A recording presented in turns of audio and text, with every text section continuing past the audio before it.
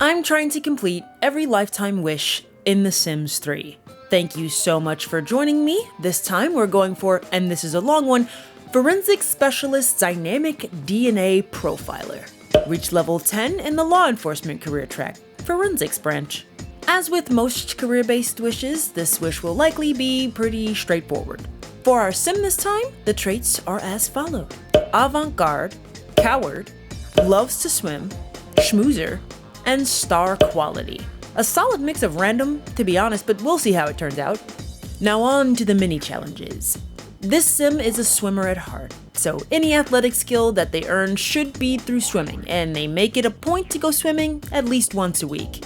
Even though they're brave in the water, they are not very brave, well, anywhere else. So they have to come out of their comfort zone and do something wild at least once a week. But being a coward doesn't mean that they don't have some star power. Unfortunately, their crippling fear means that if they get caught doing anything abnormal, they are too scared to sue for slander.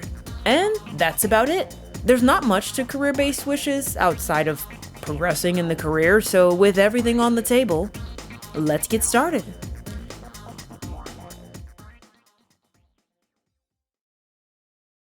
This is Dina Fernandez. She grew up in the city, unsure of what she wanted in life until she saw something amazing on TV. CSI. Yes, she saw that show and immediately knew what she wanted: to be on the show, but unfortunately it didn't turn out that way.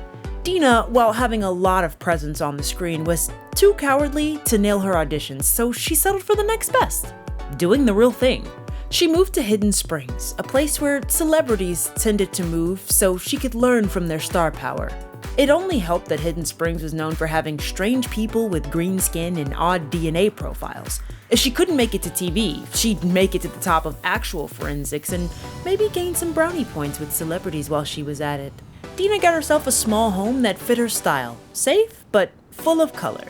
She wasted no time and headed over to the grocery store to stock her fridge, and had to check out some important lots around town. By important, she meant she had to go check out the pool. She swam for a bit, but she wasn't really feeling like she was pushing herself yet, so she made her way over to the gym. She tried the treadmill, but decided that she would just stick to swimming since she was afraid of falling off. As a note, I don't think you can gain the athletics skill from swimming until you have at least 1 point, so I had her do some exercise here just to gain the skill. We'll go back to swimming after this. Done pushing the limits for now, Dina headed home and planted some of her produce in the backyard. Then she grabbed her paper to look for a job. As fate would have it, there was an opening at the police station, so she took it. She doesn't look nervous about that decision at all. Being avant-garde, she had a spray paint kit in her inventory already, so she pulled a can out of her pockets and practiced. In her backyard. She didn't want to get in trouble. She thought she would end the day by checking out the night scene, but the club was dead and there was no music, so Dina took it upon herself to make her own.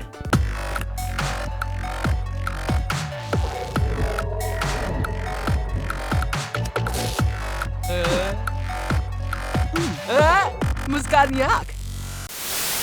Then I tried to edit the lot to put speakers on it and ended up resetting her. Not sure what I thought would happen if I edited the lot while there were Sims on it, but you know, I thought I'd try it anyway. Dina's night being cut short was not acceptable though, so she swallowed her nerves and ventured out into the night to do something naughty. Guess how I was naughty. She picked a spot at the nearby pool and left her mark under the cover of darkness. She wasn't really a fan of being out so late though, so she headed back to go to bed and prepare for her next day, with no one the wiser of her debauchery. The next morning, she ate a breakfast of leftovers and headed off to work in a very formal outfit. Maybe she thought she was still auditioning for a part. It could have been the case when she got a call from a mysterious figure. Someone who claimed to know of her street art tagging from the night before and threatened to turn her in if she didn't continue to tag the places around town. Of course, she already found herself in deeper water than she intended, but I guess it was good for her. She's a good swimmer. She would get herself out of whatever this person wanted, and it would start by making a splash at the station. That's where being dressed to impress actually worked out in her favor, as she wanted to get to know her partner as best she could. His name was Sebastian Vanderberg, and he was a 4-star celebrity, definitely someone she wanted to know. Dina was always good at sweet-talking people, especially in the workplace, so by the end of the day, she and Sebastian were friends and she had skyrocketed to a level 3 celebrity. She didn't expect to get this much attention so soon, and it was stressing her out, so she headed over to the club again to grab some dinner. The club, unfortunately, never really picked up, so she had the chance to focus on the strange phone call that she got earlier. With no one around, it was the perfect chance to fulfill the stranger's request. She'd have to play along to do a full investigation. She tagged up the wall and fled the scene to give herself an alibi. She had been meaning to take a class in logic, so she signed up for a late one, and if anyone asked, that's where she was all night. She needed to have the tools to do a full investigation, so she invested in a chemistry set and a science analyzer. She could use those to her advantage when she had evidence. After another day of work, she had been called to do a commercial of all things. The business office across the street wanted to work with some of the rookies on the force, and Dina had already made such a splash, they asked her to participate. She made a nice paycheck from it too. She was going to save it in case she needed anything for her investigation later. The next morning, she started working on building up her logic. She needed to learn to connect the dots if she was going to solve any cases. She managed to discover how to make a mood enhancer, so she chugged it down after putting on a very formal uniform and heading to work. She was stressed after the day was over, and she was still finding it hard to keep up with everything happening with her cases. So she headed home and got back to work on practicing her chemistry for the day. Her next work shift didn't end with any better results. She thought she would unwind doing one of her favorite pastimes, swimming. She hit the pool and made some serious effort to work on her form and speed for a while after making it to level 2 of the athletic skill and calling it a night. She assumed the next day would be exactly the same, but she left the day with her first promotion to desk jockey. At least now she might be able to start seeing some of the real details of the cases. Before she headed home, she fulfilled a request to eat at a nearby restaurant. While she was eating, she got another mysterious text from the mystery villain, blackmailing her into vandalizing the town. She still had no leads, so if she didn't want her bad deeds leaked, she had to do what they said. To prove that they meant business, they made sure that her meal came out wrong, and she was too scared to do any type of confrontation, so she ate it and made herself sick. Her upset stomach wasn't all that she had to worry about, though. How was she going to deal with this stranger threatening her? She finally had the weekend to think about it. As she did her chores, she pondered what she could do. She could start building her case, albeit on her own, but if she could bring the culprit to justice, it could work in her favor. She needed to practice her skills if she was going to do this all on her own. So she poked away at the science station until she finally started to understand a little bit of what she was doing. That night, she ended up being invited to a party, so she headed over to mingle with some of the neighbors and keep up appearances. One of the guests, Emmeline Rowan, appeared to be one of the residents with the strange condition that she heard about. Dina introduced herself and sparked up a decent conversation. They even ended up following each other to the bathroom, a completely normal thing for strangers to do, of course, but the party ended and Dina's investigation of the sim was cut short. It was still early morning, a bit after 1 a.m., and Dina had to put some of her preparations into action. To go undercover, she had to fit the expectations. She changed into her new disguise before she left and scoped out a target. The club in town was quiet at this time of day, so she set her sights there. Under the cover of night, she put her spray can to work and tagged the wall before fleeing home. Sunday was just another day for her to catch up, though. She worked on chemistry until it exploded in her face and then decided that she would end the day by going for a swim. She headed over to the pool and got some good training in before stopping and chatting with some more neighbors. She had to keep playing the part too, so after a meal at the diner, she donned her disguise and headed over to the high-end pool at the center of town. She found a nice empty wall and got to work. A buck-toothed whale to decorate the place seemed fitting. Monday meant it was back to the office, still looking fabulous, of course. While she was in the office doing some paperwork, she got another text from the mysterious person. Her plan to tag stuff herself to get attention was working. The next morning, she got herself showered. Okay, you know what? There, that's better. If she was going to be a standout officer on the force, then she should really start dressing the part instead of trying to be flashy. Her change in attire appeared to do something for her because her boss asked her to stay late to help with finishing up some files. He could have just been offloading some of his extra work on her, or maybe her new professional outfit made him trust her. Either way, she was too scared to actually say no, so she agreed and managed to impress her boss for a boost in relationship. Such a long day left her stressed though, so she headed home to work on her lab for a bit. While she worked late, she had been listening to a self-help podcast, and it also recommended that painting could help you relax. She put a few strokes on the easel before heading to bed for a calm night. Until the house spontaneously combusted. And yes, this one did jump scare me so bad that I hit pause on the game. The house in flames, Dina ran for her life, collapsing on the front yard under the pressure while firefighters worked to save her little home. Dina couldn't have a worse night. With their house saved, she replaced burnt items the next morning and headed off to work, still not feeling the best after such a scare. At least her boss was actually starting to trust her more since she was given the task to gather intel at the business office. She headed over right after work, ignoring how unbelievably stressed she felt by having to do something so terrifying while she could indeed get caught. After so much excitement, she mostly just wanted to rest though, so she headed home and took a nice bubble bath. The next day, she cleaned up more damage from the fire and bought herself something special. A tablet. This allowed her a huge advantage because she could listen to podcasts while she did things around the house. This meant she could basically learn 2 skills at once. She gave it a try by listening to a gardening podcast and getting another skill point as she relaxed with some painting. Then it was off to work. She reported what she found about the business office and impressed her boss enough for her second promotion to traffic cop.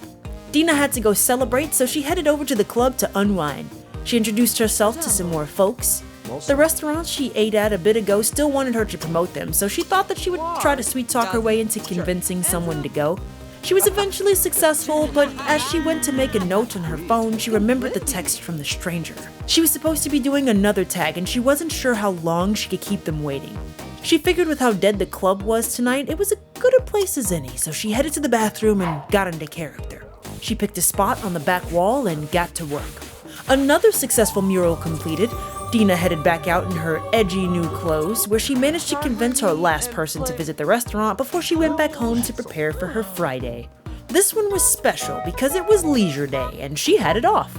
She spent the morning with chores and eventually got invited to a pool party by her partner. She had a dip with the partygoers, swimming some laps around them until she made it to level 3 in the athletic skill.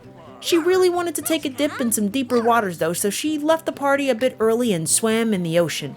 But this wouldn't be The Sims without some weird glitches. She thought maybe she could give snorkeling a try. Now, I've never been snorkeling, but I don't think that that's how you do it. Okay, maybe windsurfing.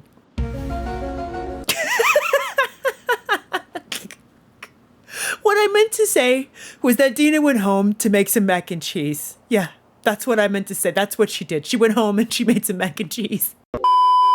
She still had to keep her double life believable though, so she donned her alter ego again and snuck over to the neighbor's house in the dark of night. She found the perfect canvas on the side of their garage and left her mark. Fleeing back home, at least she still had the weekend to look forward to. She could really sink her time into skill building, and with the help of her new tablet, she got a skill in charisma while eating breakfast. Gotta be able to talk her way out of trouble if she gets into any. And she got another logic skill point while working on some experiments at the science station. This tablet was a great investment. She had a mostly quiet Saturday, even sneaking out again to successfully tag another wall before the night was over. Still being the weekend, Dina did some chores and moved on to working on her science station. She wanted to experiment with the research that she had gathered about the green skin pigment her neighbors had, but she needed some materials. With that in mind, she headed out into the forest area of town and picked up some seeds. While she was out on such a nice day, she stopped to play some chess and eventually introduced herself to more neighbors, since the more she knew, the easier it would be to gather information later. She started with Nicholas Riverhawk, chatting him up for a while and finding out that he was into gardening, with a bit of a green thumb himself, so he seemed like a good person to talk to about her theories. They talked until the paparazzi started to get into Dina's personal space, so she escaped into the bathroom and slipped into her alter ego before going off to find another spot in town to tag. She chose a little community cabin, but wasn't alone. A woman, Jewel Song, was hanging out inside, so she had to be careful. Lucky for her, another woman showed up and kept Jewel occupied. She was pretty sure she recognized the voice. It sounded like her partner's wife. None of them came outside though, so she successfully finished her tag and randomly got 28,000 simoleons? Huh? What just happened? Oh, the money's gone. Okay, that was weird, but problem solved itself, I guess. It was after 2 a.m. when Dina made it to bed though, and she had to work the next day. So she crashed and managed to successfully complete her day in the office with a new task to read a police book for a boost in performance. She really had to catch up on sleep though, so after dinner she headed to bed, but overnight the blackmailer left another text. They said they liked her work on the cabin and wanted her to tag another spot in town.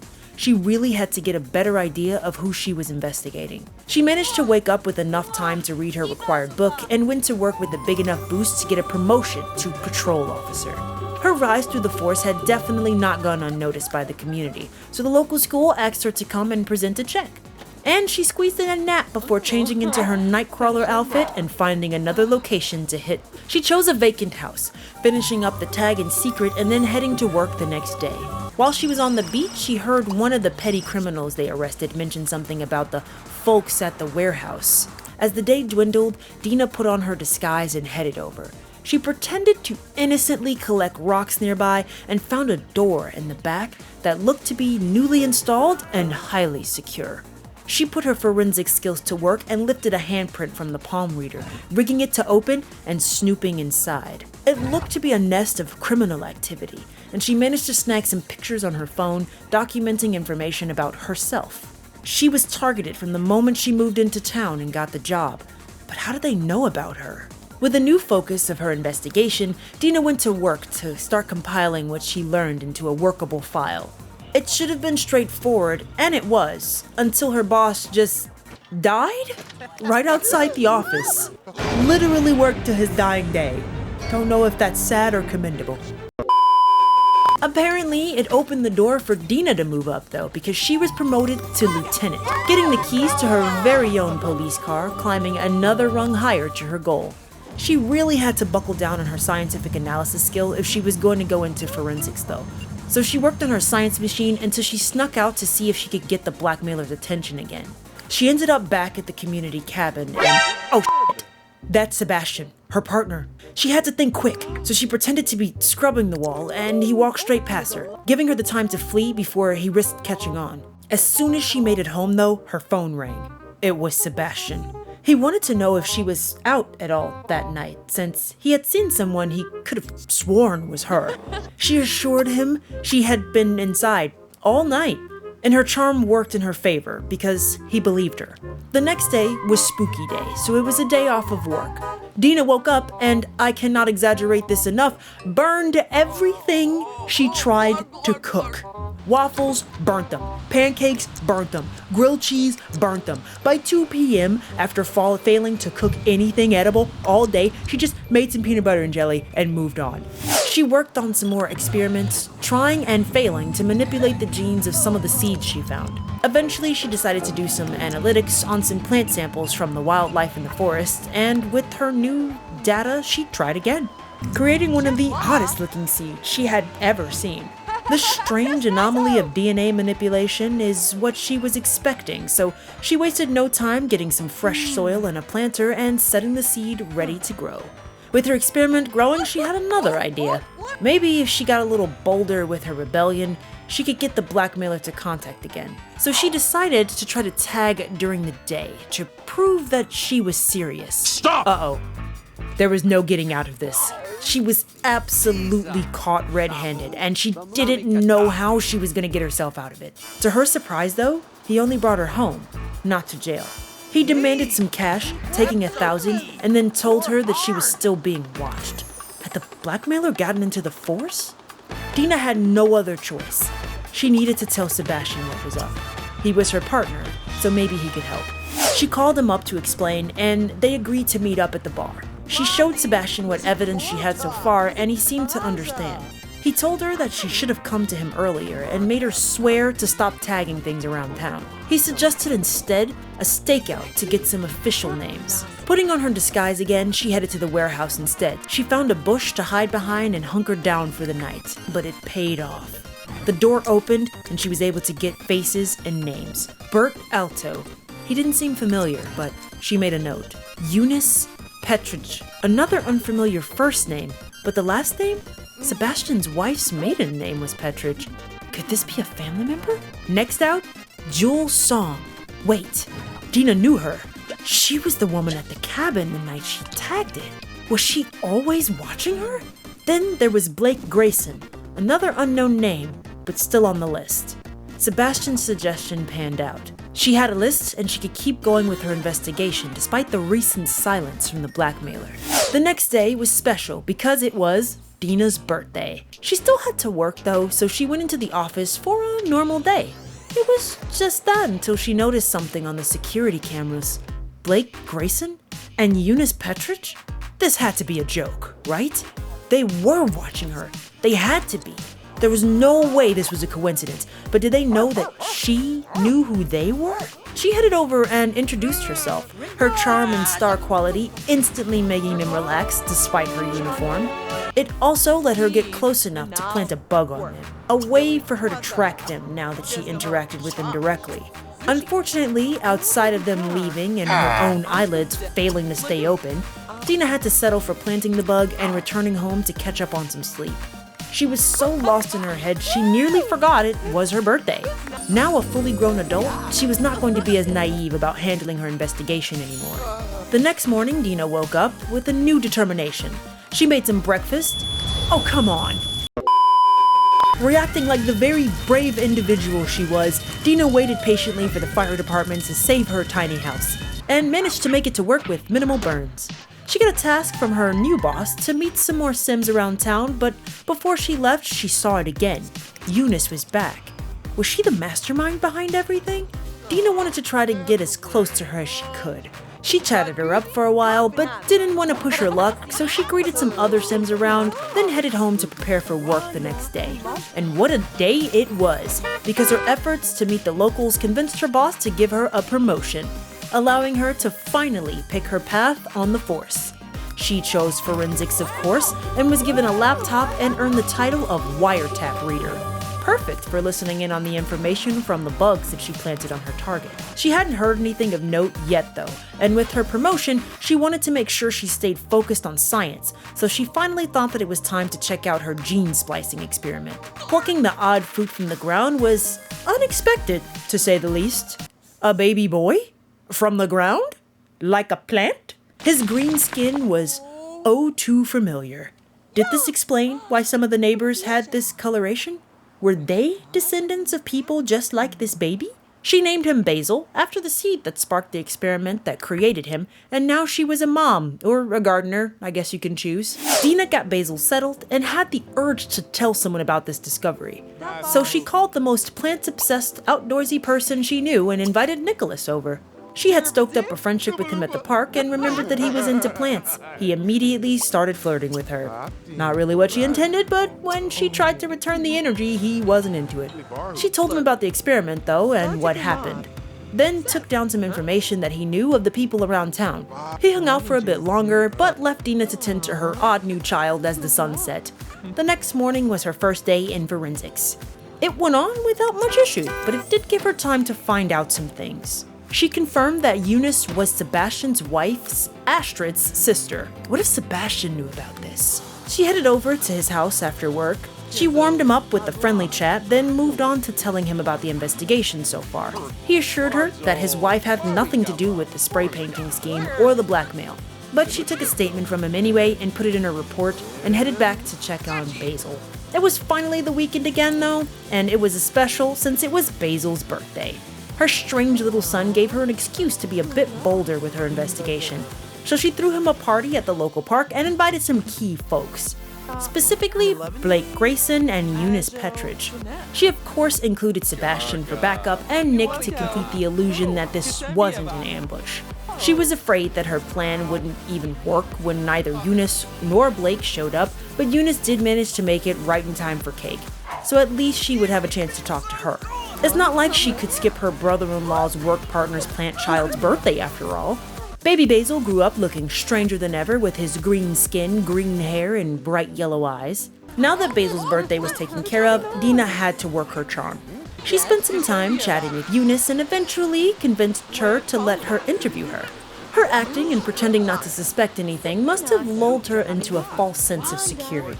With this new level of information, Dina headed home to prepare the details for her report. She ended up getting a call to entertain some sick kids at the hospital, and if she was already out, she thought she would spend some personal time and invited Nick to see a movie. After a nice film, they headed over to the diner for a meteor shower.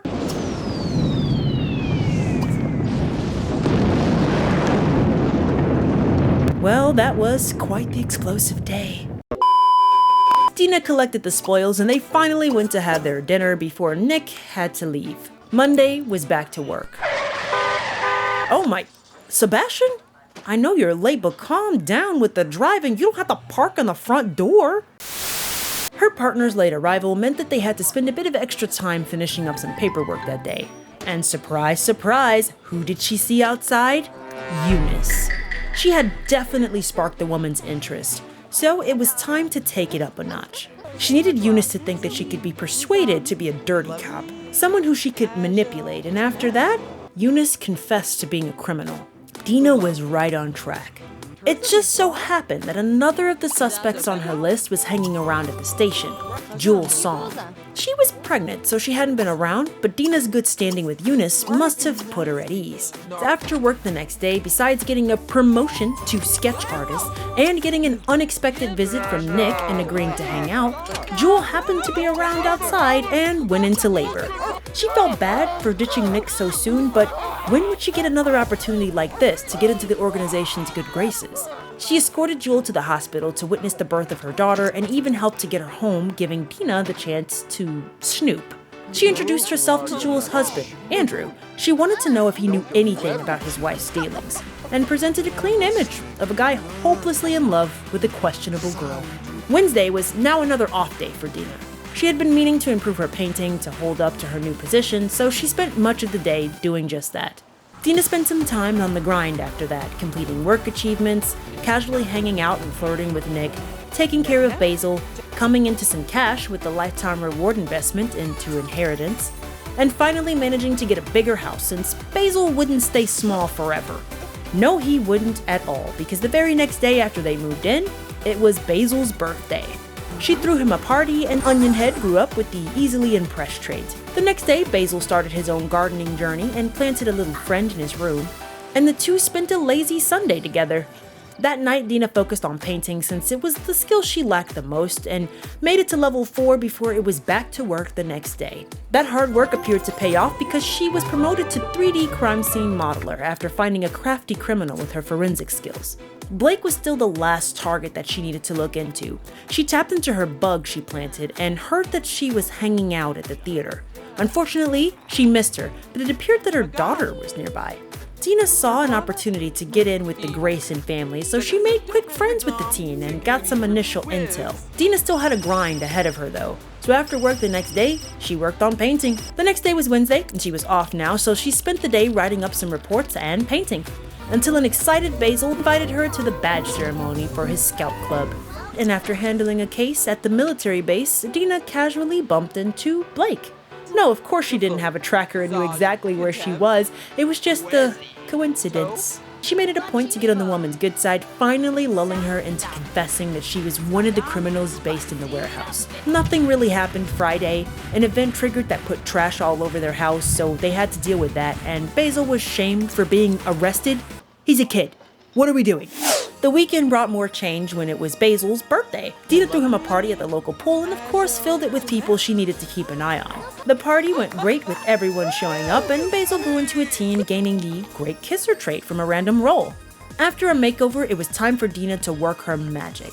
A lot of her friends and targets were getting older, and so was Dina. She was still determined to clear her name of the charges and blackmail though, so she wasn't giving up. Things were pretty chill after that. Dina went to work and focused on painting when she was at home, and Basil went to school and chatted with his plants. She was so focused lately that she forgot that it was her birthday. She didn't want to do anything major anyway, so she aged up quietly at home working on her painting and went right back to it. That's dedication. Friday was leisure day, so with the day off of work, Dina, you know it, worked on her painting. Eunice invited Dina to come out for a party, but she really wanted to focus while she had time, so she declined. And wouldn't you know it, a few hours later, she got a call. It was the blackmailer again. They hadn't reached out in so long. Dina wondered if they had forgotten about her. It couldn't be a coincidence that she denied Eunice and then they called. She had to put her investigation into high gear to clear her name because she wasn't going to be bullied anymore. It was the weekend, so she was free to grind. By 6 p.m. Saturday, she made it to level 9 of painting, and she finally felt confident enough to do her final compilation of evidence. Monday was heads down on her files though. From what Dina gathered, they strong-armed people like her into vandalizing spots around town and bringing property values down so they could swoop in and purchase them for a discount, then flip them and sell them for juicy profits. She wouldn't be a part of it anymore. For the first time since she had been getting the blackmail calls, she didn't do what they asked. As soon as the deadline passed, they struck, and Dina's name was being dragged through the mud. She knew this would happen, but she was ready to fight back. She headed to work and presented her case, and her boss said that she had something with the evidence she collected. She had to present it in court though, so Wednesday she had to swallow her nerves, head to City Hall to present the case to a judge. They successfully granted Dina an arrest warrant, and the case was filed with her evidence as key. The next day, when she returned to work, she heard great news. Everyone involved had been formally charged, and it was likely that her evidence would make the case a slam dunk. Her colleagues were impressed by her resilience, and she walked out the door with a big smile and a promotion to Dynamic DNA Profiler, level 10 of the forensics branch, and completing her lifetime wish.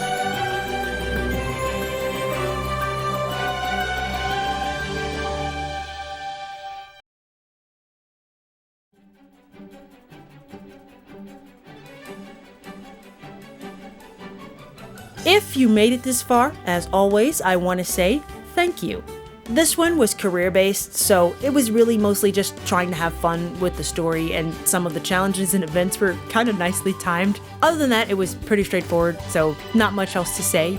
In terms of mini challenges though, did we gain all athletics through swimming? Technically, yes. It wasn't really that important for the forensics branch anyway, so I wasn't really focusing on it, to be honest. It's fine though. We got some chance to swim. Did we do something wild at least once a week? Kinda.